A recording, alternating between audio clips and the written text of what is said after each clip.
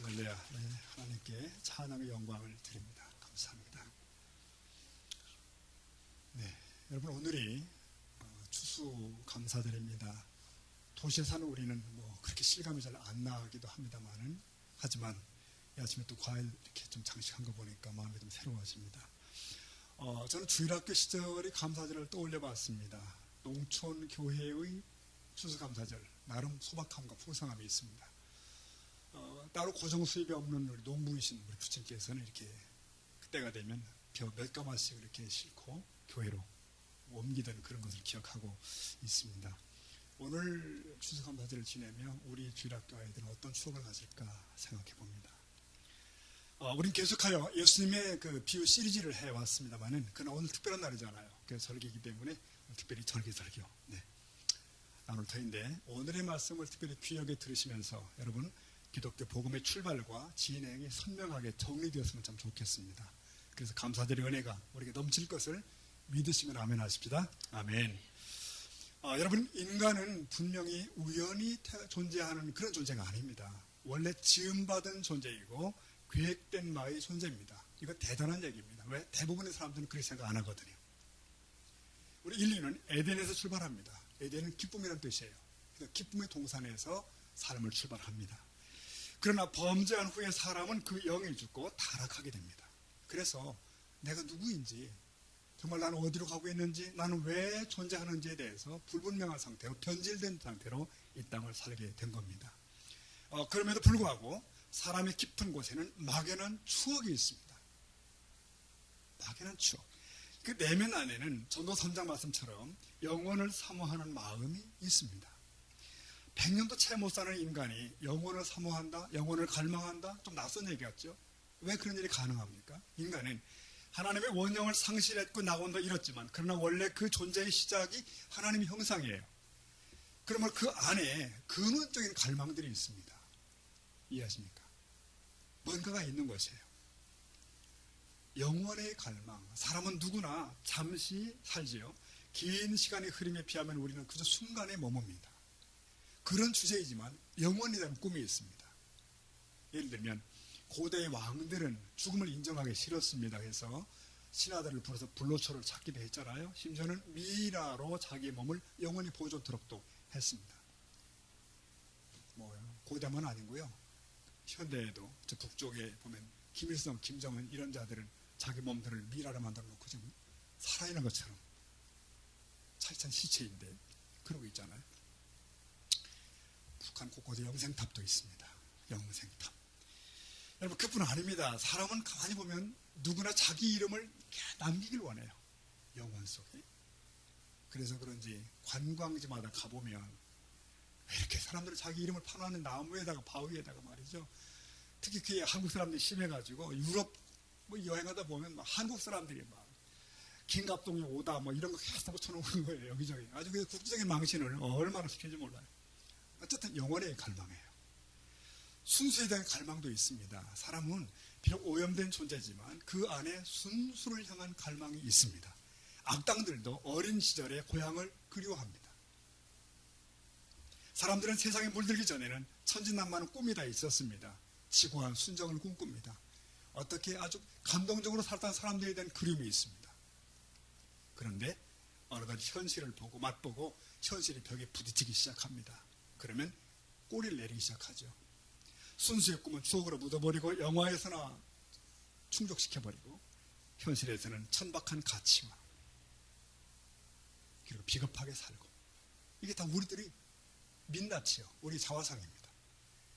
그래요. 내면에는 영혼의 갈망이 있으나 현실에서는 눈앞의 것을 탐하고, 내면에서는 순수를 향한 꿈이 있지만 현실에서는 다 내려놓고 타협하고 포기하고, 이게 인간이 범죄한 이유 맞게 된 온 인류의 얼굴입니다. 그들은 마치 멸망으로 달리는 그 급행열차의 승객들과 같습니다. 이게 인류입니다. 이렇듯이 죽음의 그늘이 드리워진 인류에게 생명의 이야기가 시작됩니다. 여러분, 생명의 이야기가 시작됩니다. 어떻게? 이스라엘이라는 나라를 통해서 이 일이 시작이 됩니다. 이들은 다른 민족과는 달라요. 보통의 나라들은 종족적, 지리적, 언어적 이런 특성으로 모입니다. 이게 나라가 되는 거예요. 공통 요소가 그겁니다. 그래서 나라마다 정체성 찾기에 분주하죠. 건국 신화를 만듭니다. 없는 얘기를 만들어 버려요. 그래서 우리 조선 사람들은 단군의 후손이라고 그러면서, 단군이 누구예요? 고모의 자식 아닙니까? 고모의 조상이 되는 거예요. 우리만 그런 거 아니고 로마에 가보니까 로마 사람들은 자기들 조상이 또 늑대래요. 또 늑대 후손이라는 겁니다. 그런데 여러분, 이런 식으로 나라들이 만들어지지만 이스라엘은 다릅니다. 태생적으로 달라요. 하나님이 한 사람을 부르십니다. 신의 의지를 가지고 그를 선택했는데 그게 BC 2000년의 사건입니다. 아브라함아, 너 떠나라. 내가 너로 큰 민족을 이루게 하겠다. 이게 건국 기원입니다. 보이지 않는 신이 굳은 의지를 가지고 약속하고 끄집어 낸 사람, 그 민족. 이 주께서 아브라함에게 말씀하신 창세기 12장 1, 2, 3절은 굉장히 중요한 언약의 의미를 갖습니다. 고향을 떠나서 가라. 내가 너로 큰 민족을 이루게 하겠다. 너는 복의 근원이 될 것이야. 너를 건드리는 놈은 내가 치울 거야. 너를 축복하는 일은 나는 그를 축복할 거야. 그러니까 너를 특별히 관리하겠다는 그런 의미입니다. 이유가 뭘까요? 너로 모든 민족들이 다 복을 받게 할 거야. 그날이 올 때까지. 이게 참 너무 거창한 얘기죠. 근데 이게 이 말을 들으니까 아브라함이 70이 넘은 때입니다. 아무리 장수시대라고 해도 75세면 뭐 그렇잖아요. 그런데 큰 민족을 이루게 하겠다는 거예요. 여러분, 우리는 수많은 제국들을 기억합니다. 바빌론, 페르시아, 헬라, 뭡니까? 로마, 수많은 역사 속에 나타났던 거대한 나라들의 명멸을 알아요. 다 사라졌죠. 근데 하나님께서는 아브라함에게 너를 특별한 민족의 주장으로 삼겠다. 영원히 갈 것이다 말씀하셔요. 어마어마한 약속이죠. 지금 내가 서 있는 이 가나안 땅, 이 땅 너희에게 줄 텐데 너는 나그네 같지만 이 땅의 소유주가 될 것이다. 여기에 신정국가를 세우게 될 것이다. 그랬습니다. 뭐라고요? 신정국가. 뭐예요 이게?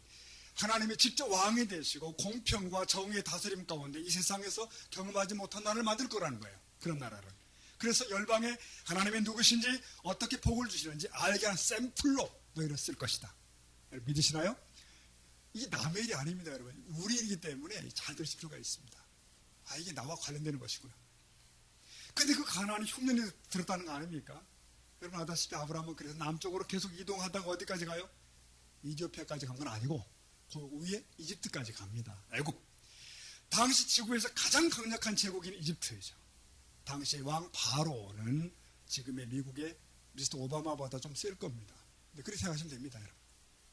성경이 참 이때 흥미로운 얘기를 하는데 이 바로가 북쪽에서 나그네 부부를 보고서 마음이 바뀐 거예요. 이 아브라함의 처인 사라, 이 사라 누님이 참 아주 매력적인 여인이 돼가지고 또 마음이 뺏겨가지고요. 뺏어가는 거죠.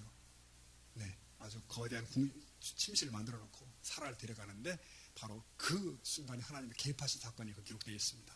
하나님이 그러셨대요. 제가 볼 때는 바로야, 너 그만 살래? 이렇게 되잖아요. 너 그만 숨 쉴래? 이리 버리니까 이게 바로가 기겁을 했다는 얘기 아닙니까? 그래서 그때 애굽 전역의 산파들이 임산부들이 다 문이 닫히고 재앙이 떨어지고 이런 엄청난 일이 벌어져요. 이게 무슨 얘기냐면 그 당시 지구상에서 가장 중요한 인물은 누구? 아브라함이라는 얘기예요. 왕도 아니고 황제도 아니고 바로도 아닌 거예요. 아브라함입니다. 그만큼 중요한 인물이 아브라함이에요. 왜? 하나님의 약속이 그한테 있기 때문에 그렇습니다. 얼마 후에 천사가 나타났어. 아브라함에게 얘기하죠. 너는 내년 이맘때 아들을 안을 거야. 품에 안을 거야. 그때 사라가 90세. 사라 할머니가 웃지요. 픽. 천사가 너 왜 웃니? 안 웃었어요. 웃었잖아. 이러다 보니까 천사가 말하기를 너 애 낳으면 애 이름을 웃음이라고 지어. 사라, 이삭 이렇게 된 거 아닙니까? 그러니까 아브라함 그 다음 이은견이 이삭이에요. 이삭도 또 애를 낳지 못합니다. 손이 가문 왜 그 드문 집안 있지 않습니까? 이 집안이 손이 드문 집안이에요. 그래서 애를 못 낳아요. 40세 결혼을 했는데 20년 동안 기도를 했는데 20년 후에 따블로 주시죠. 에서와 야곱은. 그래서 이제 이렇게 그 중에서 에서는 탈락하고 야곱이 또 믿음의 가문을 잇게 됩니다. 야곱은 대단히 열심히 하는 사람이에요. 꿈도 많고 야망도 많은 사람입니다. 인간의 방법대로 쓰죠. 하지만 여러분 야곱의 집이 얼마나 복잡한지 애들마다 집구석이 돼버렸습니다. 아주 복잡해요. 여러분 보세요. 주님이 아브라함 가문에 주신 꿈은 너무 큰 것이고 저들은 너무 작아요. 가나안이 가져온 허둥지둥됩니다. 현실은 불가능 쪽으로 방향을 잡아가는 것 같아요. 여러분 믿음과 인간의 열심은 연결이 잘 안 될 때가 많습니다. 오직 믿음으로만 하나님의 영광에 참여할 수 있을 줄로 믿습니다. 그거 하나 깨닫게 하는데 3대가 갑니다. 아브라함, 이삭, 야곱. 한편 애굽은 하나님의 드라마의 또 하나의 모판입니다. 묘판. 네. 애굽이 준비됐을 때 야곱의 아들 중 하나가 그리로 팔려가잖아요. 애굽에 갈 때 노예로 갔으나 그거 결국은 어디까지? 총리로까지 올라갑니다. 그 덕분에 야곱의 온 가족이 아브라함 가문이 애굽의 한 지방에 거주하게 되죠. 그로부터 4세기 시간이 흘러갑니다. 이 4세기 동안 어떤 일이 벌어집니까? 아브라함의 가문, 즉 히브리족이 급팽창을 시작합니다. 이 바로가 긴장하기 시작하죠. 잠이 안 옵니다. 애를 안 주시는 분이 갑자기 애를 주시기 시작하니까 막 터져 나오는데 그 애굽 땅에 그 아브라함의 후손이 뭐 엄청나게 늘어나는 거예요. 여러분, 하나님의 때를 아십니까? 하나님의 때. 하나님은 숫자에 제한받지 않으시고 그 본질다워지면 하나님은 하신다. 정말 보게 됩니다. 그러니까 한 번 문 열고 밀어주기 시작하니까 감당할 수가 없는 거예요. 이 말씀을 가만히 생각하면서 우리 생각을 해봅니다. 지난 1년이요. 이곳에 이렇게 지내왔는데 뭐 나름대로 오붓하게 지내왔는데 결산해보니까 좀 답답하죠. 네. 그 식구가 그 식구고 이거 참 괜찮을까. 그러면서도 생각되는 것이 그겁니다. 중요한 것은 어쩌면 더 중요한 것은 복음이 복음되게 하라. 교회가 교회되게 하라. 신자가 신자다워져야 된다. 주님은 그 본질에 관심이 있지 어쩌면 양적인 것에 제한받지 않으시겠다. 그런 깨달음을 저한테 주십니다. 여러분 믿으십니까? 전능하신 하나님은 말씀 하나로 온 우주의 수억의 별을 만드신 분 아닙니까? 그 꿈을 생각해 봅니다. 하나님이 히브리족을 불리기 시작했을 때 누구도 감당할 수가 없습니다. 그러자 바로는 여러분 아시죠? 히브리족 사내가 태어나면 어디에? 나일강에 물고기밥으로 다 집어넣도록 병을 내리는 거 아닙니까? 근데 그 당시 벌어진 일들이 또 재밌어요.